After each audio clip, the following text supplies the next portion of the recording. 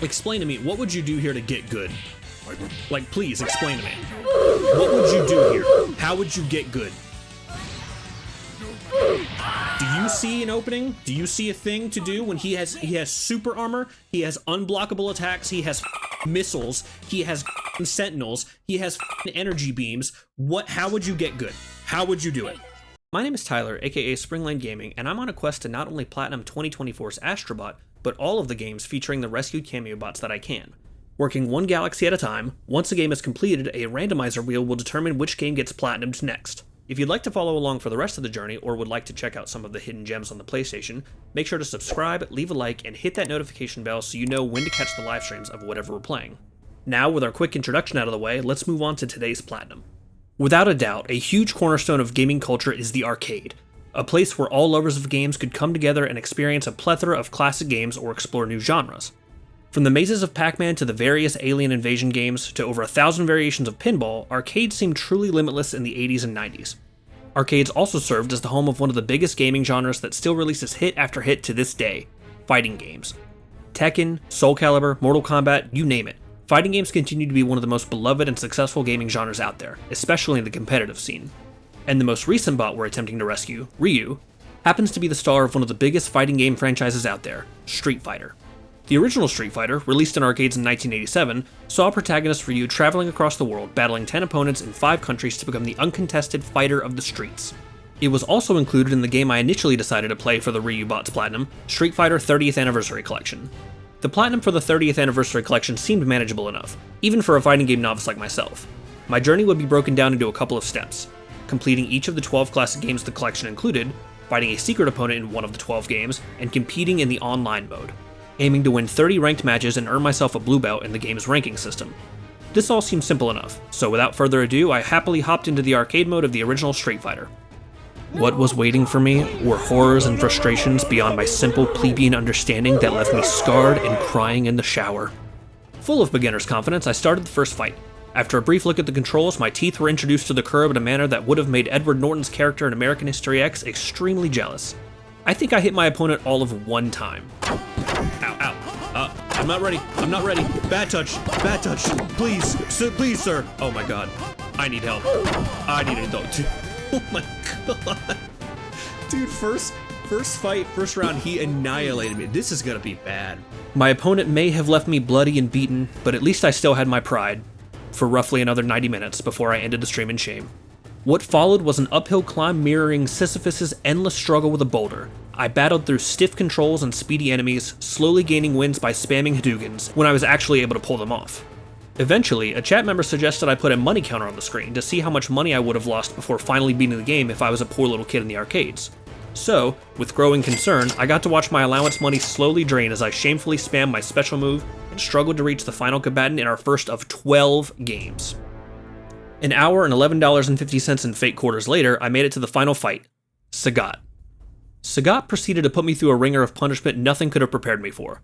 Fight after fight, quarter after quarter, I watched Sagat use my poor little character like a punching bag, seemingly getting stronger every time he knocked me out.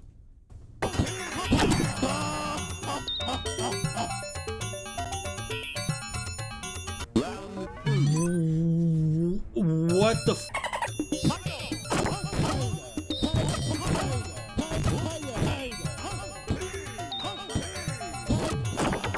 And then he can just block, He can block mine and take no damage. If I block his, I still take at least half damage.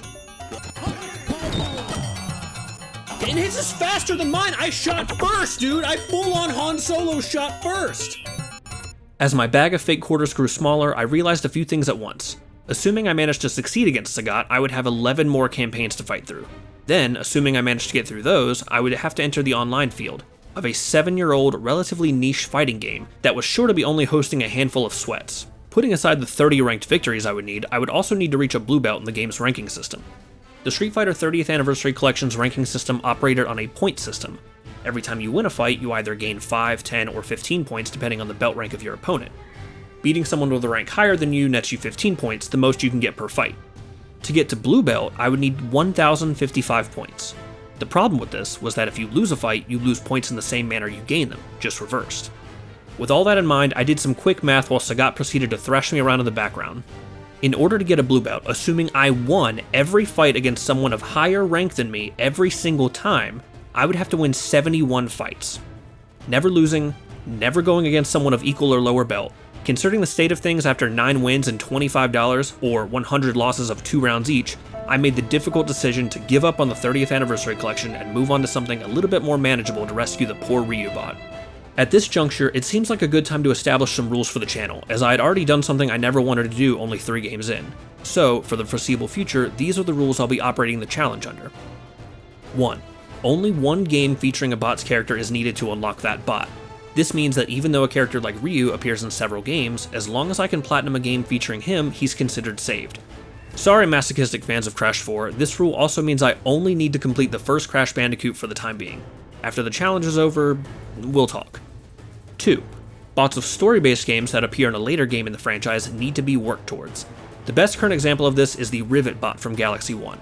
As she doesn't show up until the 9th mainline Ratchet & Clank game, I will be playing through all 9 of those games. Exceptions may come up for games that don't have available platinums, or things like established reboot or jumping off points, but that's how I plan to operate. 3. Once a trophy is earned, I am locked into the game. I allowed myself to give up on Street Fighter as I hadn't yet unlocked a trophy. If I had managed to actually beat Sagat and get the trophy for beating the first game, I'd be in a very different situation right now. So, with these rules in mind, I set off to find my next game featuring Ryu that I could platinum. However, at every turn, I found myself running into the same brick wall of the story mode rule, as apparently Street Fighter eventually had some form of story. I was starting to panic until one fateful evening when I was perusing PSN profiles for a game. There, like a beacon in the night, I saw it. The perfect game that not only included Ryu, as well as Ken for later, that followed all of my established rules. A quick purchase on the PlayStation Store later, and I was ready to start Marvel vs. Capcom Fighting Collection Arcade Classics. Released just last year, the Marvel vs. Capcom Collection contains 7 classic Capcom games featuring Marvel characters, 4 of which also included our good friend Ryu. And not only that, but the Ryu games all happen to be either one-off games or the very beginning of the Marvel vs. Capcom saga, so all of my self-imposed boxes were checked. With newfound enthusiasm, I jumped straight into the first game of the collection, XMen Children of the Atom.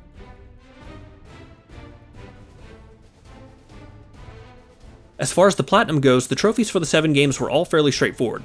Each game contained 5 trophies, 1 for completing a stage in the game, 1 for completing the game itself, and 3 for miscellaneous tasks within the game. Aside from the game-specific trophies, the collection also had a few overall trophies, including one that would make up the brunt of my time spent with the game, Monumental in the Multiverse, for completing every game as every character. There were some workarounds that would make this slightly less time-consuming, but let's just say I have a lot of boss fights in my future. Funnily enough, after my seriously bad time playing the Street Fighter 30th Anniversary Collection, I inadvertently picked the most difficult game in the collection to start with, as the game had what I believe to be the 2 hardest miscellaneous trophies and the most difficult combat. One of the aforementioned difficult trophies, Challenger from Another World, would actually shape the way I played the game. To get the trophy, Akuma has to appear as the secret challenger in Stage 6 of the game's story. For this to happen, a few conditions would need to be met. First, I could never lose a round. This can be made easier by adjusting the game's win conditions to 1 round instead of the standard 2, but I wanted to start the game as naturally as possible, not adjusting any of the difficulty settings. This would very quickly change for every game in the collection. Additionally, I would need to score the first clean hit in every round. If an opponent struck me first, I needed to start over. Luckily, the game has save states, which I utilized after every first strike and round win. Next, I'd need to connect with a Hyper X move, the game's version of a super move, in at least half of the rounds. Finally, at any point in the 5 fights leading up to Akuma, I had to reach a certain combo number that changed based on the character you play as. What I didn't expect was for this to be the most difficult part of the challenge. With all of these things in mind, I booted up the game and started Stage 1, playing as the obvious first pick, Wolverine, which was totally because I wanted to and not because the game auto-selected while I waited too long. The match began, and while I quickly earned the first strike, I ultimately ended the fight with a loss. Ow. Ow. Ow. Sir. Sir! Okay, see, this is why Silver Samurai requires. I need to not lose either, because that's gonna take out my, okay. This would become increasingly common. Several losses as Wolverine later, I decided to swap to everyone's favorite Razzie winner, Halle Berry. My decision was largely influenced by the knowledge that she apparently has the easiest time reaching a 50-hit combo, which I would need to do for the game's other difficult trophy. While playing as Storm, I realized the game had a huge quality of life feature. While you could input the button combinations needed to use special moves, the game also allows you to perform them using dumbed-down controls of just L1 or L2, occasionally with a direction input being held. With this knowledge in mind, I regressed to a super move spanner, the best kind of fighting game player, and finally took home a win at the 50-minute mark of the stream. Along with the win, the "To Me, My X-Men" trophy popped and I was officially locked in. The game continued, and I slowly made my way through the next couple of matches while keeping up with the Akuma conditions, which admittedly slowed my progress. Time? Can I win with a timeout? I don't know if I can win with a timeout, so I'm gonna load. At the end of stage 2, I also managed to KO my enemy with a Hyper X move, earning the Hyper X Finish trophy. Oh, that should be a trophy. KO with a Hyper X move? Hyper X Finish, nice.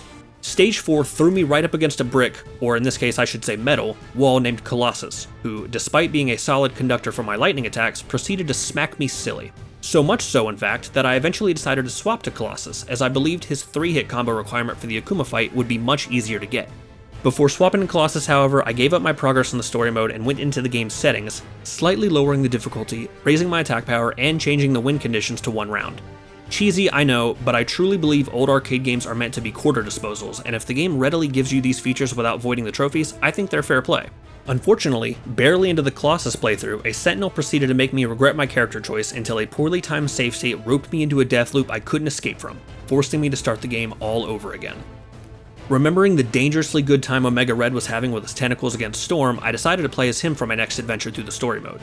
To my surprise, Omega Red's grapple-heavy moveset proved much easier for me to wrap my head around, and I moved through the fights much smoother than the first time around. Eventually, I reached stage 5, and the only thing standing between Akuma and I was a 10-hit combo followed by a win. The combo proved much harder than I was prepared for, as multiple 9-hit combos left me thoroughly frustrated. After several more attempts, the same move I'd been using decided to give me a 10-hit combo as opposed to a 9, and I finally moved on to the secret enemy, Akuma. Oh, we did it. Ooh, we did it. Ooh, no, not restart the game. Oh my god, ooh. Freed from the chains of the Akuma rules, I rushed into his waiting fists with a smile on my face, getting quickly beaten down and sent home with a lovely consolation prize, the Challenger from Another World trophy. Also, since I was finally allowed to lose without reloading a save, I got the Heroes Never Give Up trophy for using a continue in any game. Now that I had faced him, I decided to play as Akuma for the rest of the game, thinking he would melt the enemies like butter, just like he did to me. Nope. I'm just as bad with Akuma as I am with everyone else, and after a losing tour with almost the entire cast of characters, I eventually decided to play as Magneto, the game's ending boss. Magneto ended up being a special move spammer's dream come true. I used him to sail to the end of the game. Apparently, the final fight is against a Sentinel if you're playing as Magneto, which I didn't realize. Because of this, I didn't set up the method used to quickly clear the game as all characters, and earn the Uncanny Excellence trophy for beating X-Men Children of the Atom. Oh yeah, it's all coming together. Oh yeah. Oh, that was it. Oh no. Thankfully, my last save state was in stage 6 of 8, so I quickly replayed stages 6 and 7 as Magneto and made it to the final fight once more. For the grindy Monumental in the Multiverse trophy to not take over 150 playthroughs of the game, the recommended method for each game is to get to the final stage, purposefully lose the fight, and create a save state at the character select screen. Then, once you beat the fight, you can revert your save and pick a different character, and the game still counts your win as the character. Still slightly grindy as you end up playing the last stage of each game over and over and over again, but it's a much better method than needing to play through the entire game as each character. Once I got back to stage 8, I swapped characters to Storm once more and had my first true taste of the Magneto fight. Magneto, like myself, turned out to be a cheesy punk to fight. He likes to constantly jump in the air and stay there while spamming his projectile super moves at you. Very classy stuff, Eric. I roped up several additional losses as multiple characters until finally I threw what remained of my pummeled pride straight into the trash and lowered the game difficulty even further while boosting my attack power even higher. Because I'm a little bitch baby, let's just see if this makes it more doable. Before working my way back into Magneto with easy mode turned on, however, I wanted to earn the last additional miscellaneous trophy in the game so I could move on from the X-Men when I finished beating up Magneto 12 more times. Getting a 50-hit combo in this game proved to be so difficult and unnatural that the most effective way to do it, as recommended by PSN profiles, is to boot up a second controller, play as a specific character with each controller, purposefully jumping up and down as player 2 in order to catch the full brunt of Storm's Hailstorm attack. The move was already difficult to pull off in normal gameplay, as once you input the control for it, you had to wait several seconds while vulnerable for ice to start falling from the sky. Even if you don't get hit, enemies can easily block the attack, and even if they do get hit, they can easily get out of it. Start inexplicably blocking mid-attack, or just not get hit enough times for the trophy. Shamelessly swapping to the 2-controller method, I finally earned the Push It to the Limit trophy after several attempts against an enemy who couldn't even fight back. This trophy is stupid and I don't see how it could naturally happen, but with that out of the way, it was back to Magneto. Using the aforementioned save state method, I began to work my way through the remaining 12 characters. Even on the easiest difficulty, Magneto proved to be frustrating to fight, staying in the air for large chunks of the time and endlessly pelting me with projectiles. I still managed to lose to him as Akuma 3 separate times. 30 minutes later, I finished beating the game as all 13 characters, and happily bid farewell to the Children of the Atom.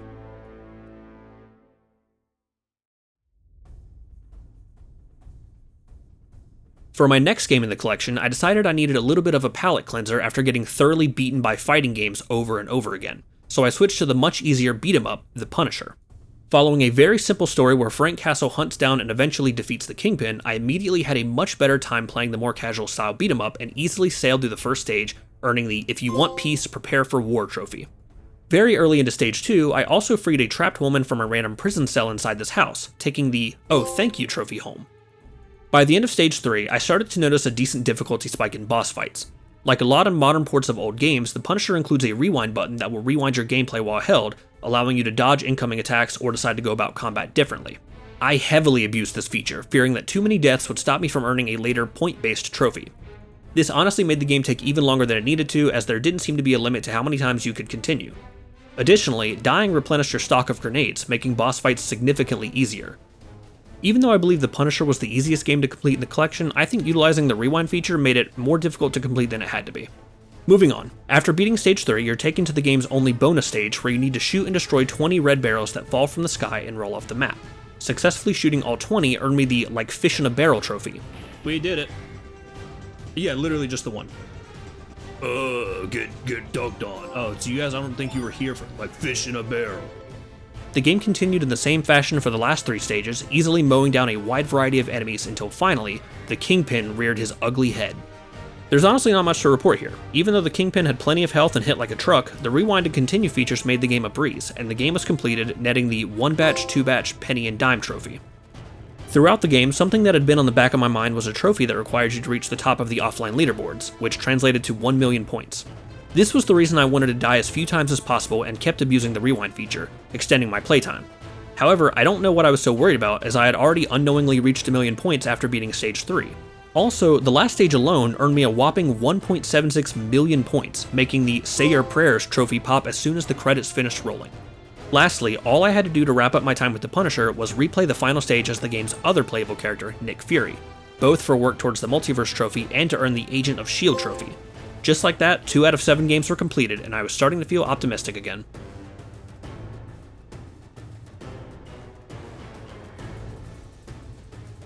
With Kingpin thoroughly punished, I was on to the last Marvel-only game of the collection, Marvel Superheroes, and to be honest, I think it was solidly my favorite game of the bunch. Marvel Superheroes, in premise, works very similarly to X-Men Children of the Atom. The controls were the exact same, there were the same number of characters at 13, and the arcade mode sees you battling through 8 stages to ultimately face off against an iconic Avengers foe, Thanos. The game seemed to loosely follow the Infinity Gauntlet comic arc, as the stages saw your character getting access to more and more Infinity Stones until you eventually face Thanos, who has taken all of the stones and has full access to their abilities. The Infinity Stones introduced a mechanic exclusive to only this game in the collection, allowing you to use each of the stones in battle, with each stone granting a temporary special ability. The Power Stone increases damage dealt, the Time Stone increases movement speed, the Space Stone grants super armor, the Reality Stone creates projectiles, and the Soul Stone gradually heals the user. Only the Mind Stone is unusable, as it's only seen being held by Thanos during the final stage. With these cool new mechanics in tow, I started the game as everyone's favorite webhead and quickly unlocked the War of the Gems trophy for clearing the first stage. I'm gonna have to figure out, War of the Gems, play Mars. Oh great, you know how much time it costs to dry clean this costume? A couple of quick fights later, I earned the Suitable Stones trophy for using the Power Stone as Spider-Man. The trophy is awarded for using the stone most suited to your character, and though I didn't realize it while playing, different characters get different abilities if they use the stone that the game deems is most suited to them. In this case, Spidey got a clone that appeared on the other side of the enemy, essentially making every punch count as 2. After this, the game continued like normal until we reached Thanos in the last stage. I decided to commit and play as Spider-Man the entire time, and while I did manage to make it to the final stage, it wasn't without a fair bit of struggling. I never got so stuck on a fight that I felt the need to change characters or lower the difficulty, so I went into the Thanos fight feeling wary, but not helpless. Thanos quickly showed that he wasn't playing around, as he had power, speed, and the use of all 6 Infinity Stones at his disposal. Despite my initial fear, video game Thanos proved to be anything but inevitable, as I managed to defeat him on my first attempt, earning the Across Infinity trophy for completing the game. Holy we beat him! We f***ed him up! We f***ed him up! Hit him with the little pa-choo. Across Infinity. With Thanos defeated, I got to see another new addition to this game, which was a different story ending depending on what character you took down the Mad Titan as. This was a feature that became a staple in future fighting games, and one that I really loved, as Spider-Man seemed to have such a wholesome, positive outcome.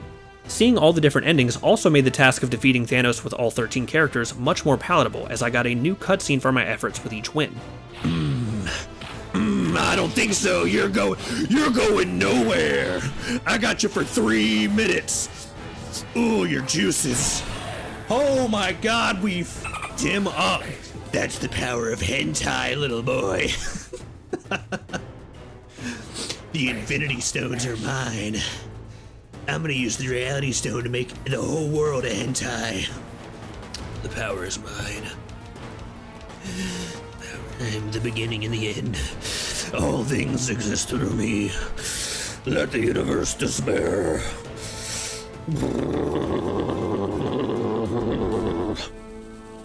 Alright. No, Father. I am rejecting your endless dictatorship.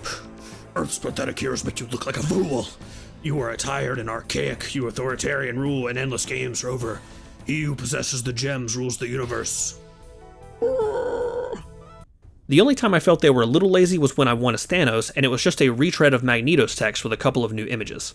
All that aside, it was back to the old grind, working through each of the characters I neglected to play as on my first pass through the story. While on my Wolverine round, I also smacked Thanos around in the air for a couple of hits, getting the A Whole New World of Pain trophy for pulling off an air combo.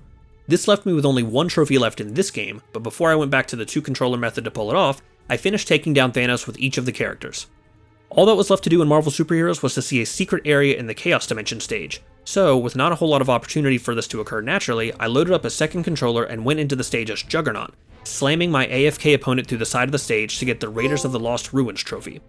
With all that out of the way, it was time to move on to the first crossover game in the collection, X-Men vs. Street Fighter.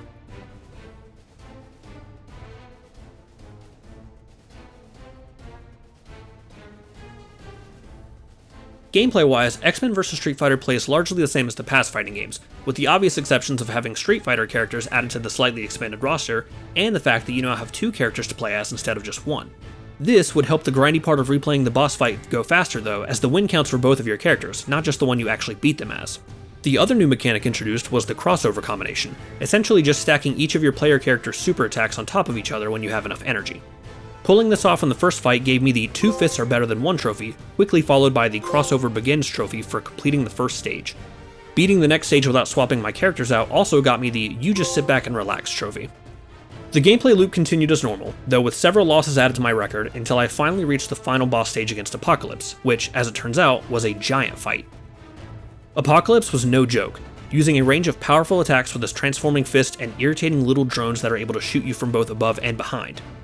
I lost several times to him, which is quickly becoming my most used phrase of the video. Eventually, after swapping characters out, I managed to defeat him for the first time, which I thought would be the end of the game. However, Apocalypse being stage 7 instead of stage 8 immediately made more sense as I was thrown into a 1v1 match against my partner, which I would have to do each time for the game to count my completion status as each character. So, even though I could defeat the boss with twice as many characters, I still had to get through 2 stages per pair, meaning I wasn't actually saving any time. All of that aside, I managed to take my partner out in the first attempt, getting completion status with my first 2 characters and earning the Mutations vs. Martial Arts trophy in the process. I continued fighting Apocalypse as all the remaining characters, eventually realizing that a decent strategy was to get behind his fist and attack him from there, staying careful to guard against his drones. After repeating the process with all 17 characters the game had to offer, the only thing I had left to do before I could move on to game number 5 was pull off a specific move as Rogue, meaning it was back to the 2-controller method. Once my AFK partner was back, I made sure to play as Rogue and have at least one of my opponents be Akuma. Rogue, like her comic counterpart, has the ability to steal the powers of those she touches. For the trophy, I just needed to perform Rogue's ability-stealing move on Akuma, before using a specific input to end the fight with the Shun Goku Satsu attack, getting the That's Raging Demon to You, Suga trophy for my efforts. With 4 games now completed, it was time for Marvel Superheroes vs. Street Fighter.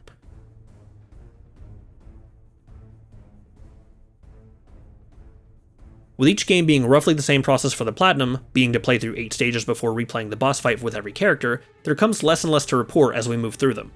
Marvel Super Heroes vs. Street Fighter did introduce 2 little hiccups into the mix, one being a character that was only available if you select the Japanese version of the game, and the other being the inclusion of another secret Stage 6 fight, though thankfully with less restrictive conditions. With these 2 in mind, I started up the game's Japanese version and began working on the conditions to get one of the 3 secret fights. Luckily, all you have to do to get one of the secret opponents is end each of the 5 stages with either a crossover combination or a Hyper X move, with the number of times you do each determining who you fight in Stage 6.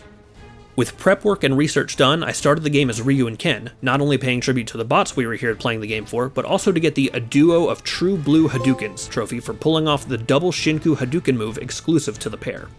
Finishing the first fight also got me the Welcome to the Adventure trophy, just like all the games before. After this, work continued on the conditions for getting the secret fighter, and after 5 stages, I was met with M. Bison and Mecha Zangief, who rudely interrupted my fight with Spider-Man. The pair swiftly kicked my ass, but I couldn't be too upset about the loss as it came with the From the Shadows trophy. The game decided I only got 1 shot against my secret combatant, but that was fine with me as I'd already gotten a trophy out of him, and I now had my sights set on the game's proper boss. Apocalypse actually made a surprise return as the penultimate challenger. Do I have to do his giant form again? Because I'm gonna cry. I'm going to cry. He's talking at me in Japanese. No. This isn't... No. This isn't... Stop. But I wasn't too concerned about him as I only had to fight him once, and I had found a strategy that worked in the last game. Finally, I faced off against Cyber Akuma, and promptly swapped to Norimaru to get the only Japanese exclusive character out of the way.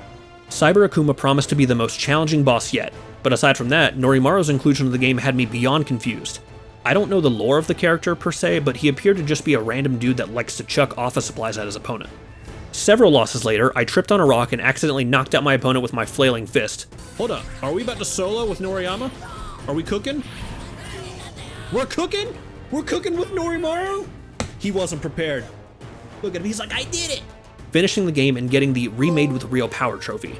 With Norimaru out of the way, I played through the game in English so I could read and enjoy the different arcade ladder endings. I made it to Cyber Akuma again fairly quickly, but once again got caught in a death loop no matter who I played as. I enjoy a good challenge, but fighting games have never been my forte, and constantly losing to the bosses and needing to lower the difficulty, all for an unnecessarily grindy trophy, was really starting to weigh on both my confidence and my mental state. Oh my god, dude, I just can't, I can't, dude, I can't get the combos down. I can't do it. Oh my god, I didn't hardly touch him this time.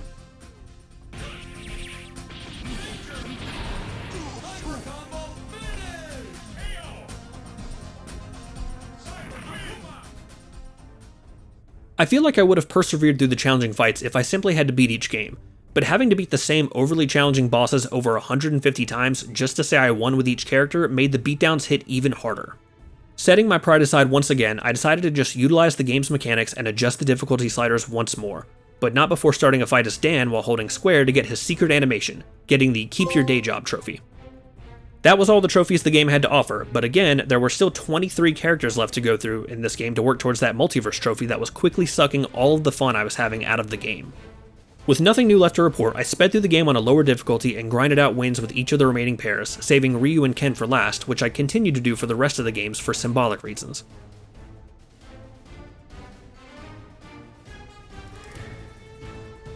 Moving on to game 6 out of 7, it was finally time to start the iconic Marvel vs. Capcom series with Marvel vs. Capcom Clash of Superheroes. While the game has a slightly smaller roster than the last game we played, we did see the Capcom side of things expanded from just the Street Fighter roster. Additionally, the game included a selection of non-playable support characters that could be called in for a quick assist mid-battle. In fact, calling in my support character during my first fight of the game earned me the Bosom Buddies trophy.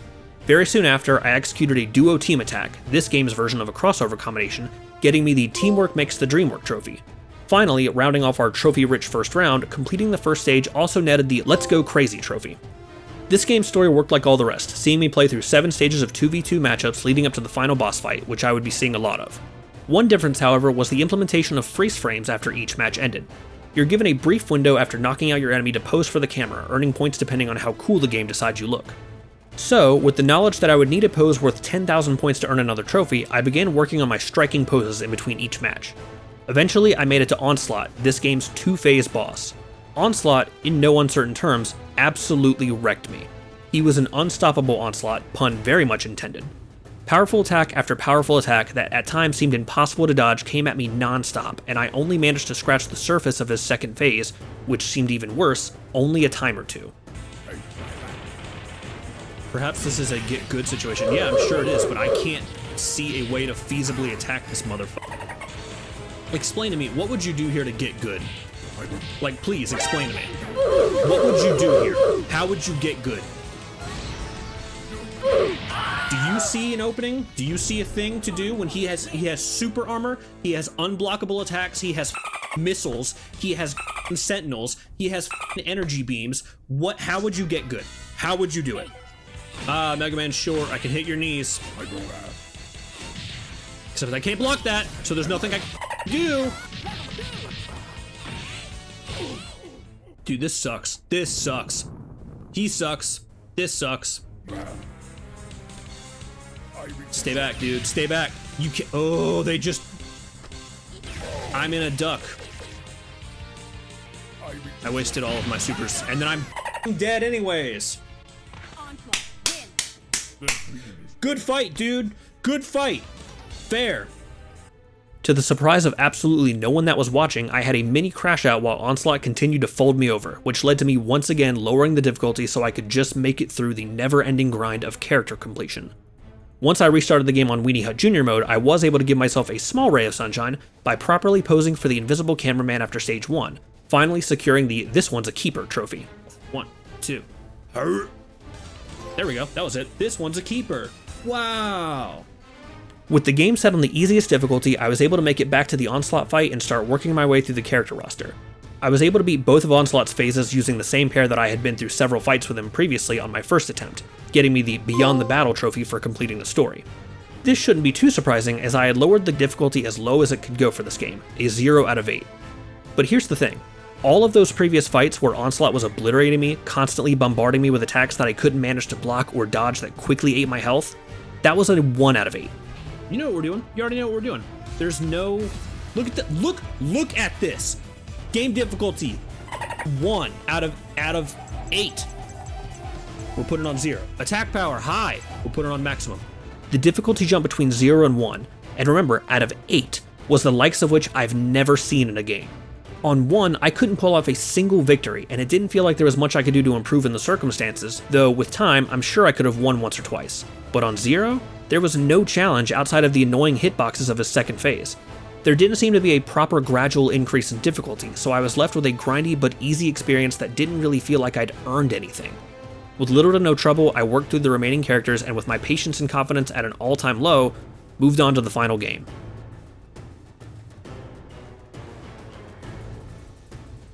Finally, I'd arrived at Marvel vs. Capcom 2 New Age of Heroes. The game played pretty similarly to the last one, with the main changes being the removal of the medium punch and kick moves, and the fact that your team now consists of 3 members instead of 2. With a whopping 56 character roster, the knowledge that I could burn through the endings 3 at a time instead of 1 or 2 at a time would have made me very excited, if it weren't for the fact that there was now a 3-phase boss fight. But it's the final game and I was full steam ahead, quickly jumping through and completing stage 1, getting a couple trophies with my victory. The Battle for Survival Begins trophy for completing the stage, as well as Jaunt Across the Universe trophy for completing a stage in each game. Pretty soon after starting stage 2, I got the Exit Stage Left trophy for forcing my opponents to swap out mid-battle. Fast forwarding to stage 3, I also got the Galactic Smasher trophy for pulling off a team hyper combo, essentially just using each character's hyper move at the same time. Later, and completely on accident, I got the Give 'em the Old 1-2 trophy for dealing simultaneous damage to more than one opponent, leaving only the completion-based trophy standing between myself and the Platinum. A few fights later, I had finally reached the final boss of the last game, Abyss. Abyss was broken down into 3 phases, each with a fairly different playstyle. In his first phase, he starts out as a relatively slow and tanky suit of armor, with what appeared to be stun-resistant hyper armor to go with the aesthetic. In phase 2, he shifts into a goo-like monster who frequently uses projectiles and flame-based attacks. I also noticed that he was physically stuck to the floor and couldn't be knocked into the air by attacks. In his final phase, his most intimidating one, he turns into a lava-engulfed beast, quickly warping around the screen and throwing incredibly powerful projectiles and slam attacks at the player. Wasting no time, as I had 56 characters to trudge through, I lowered the difficulty once again and proceeded to absolutely demolish Abyss, getting the I Want to Take You for a Ride trophy for completing the game, and the Master of the Universe trophy for completing all games in the collection. Now, all that was left for the Platinum was to complete the final stage as the other 53 characters. Again, I was faced with a problem. 1-star difficulty made the final boss feel like I would never get a win once, let alone the 19 times I needed to, while 0 stars took any and all challenge out of the fight, making me feel like I wasn't truly earning anything. Burned out from replaying the same 3 phases ad nauseum with little to no difficulty, I finally looked into the abyss for the last time as Ryu and Ken, and took home the Monumental in the Universe trophy, along with the Platinum. That should be it. Right? Right? That should be everybody. But you can't do this to me. You know how much I sacrificed?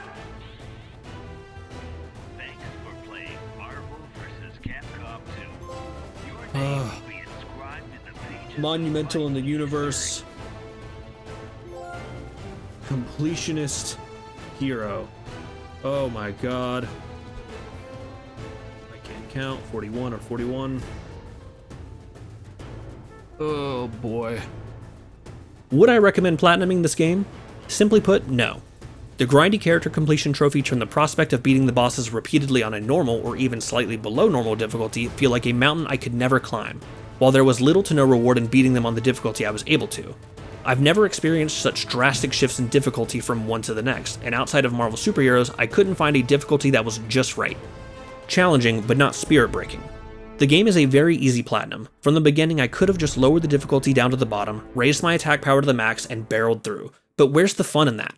It's very clear by my reactions at the end of the platinum stream that this one just didn't feel earned. It felt tarnished somehow, and that's not how I want to be feeling this early into the challenge.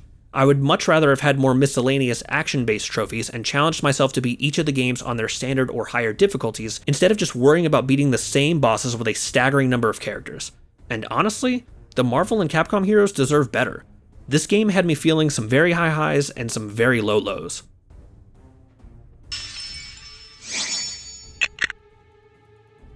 But we persevere, and with the Platinum completed and the Ryu bot saved, it was back to the wheel to pick the next game. It looked like the Wheels of Fate weren't quite finished plunging me into the artificial difficulty of older games, as next on our to-do list was the combined Platinum for Metal Gear 1 and 2 from the Metal Gear Solid Master Collection. If you can't wait to see how the early stealth adventures of Solid Snake treated me, feel free to check out the live streams already posted on the channel, but the Platinum video for the MSX Classics will be coming soon. Until then, thanks for watching.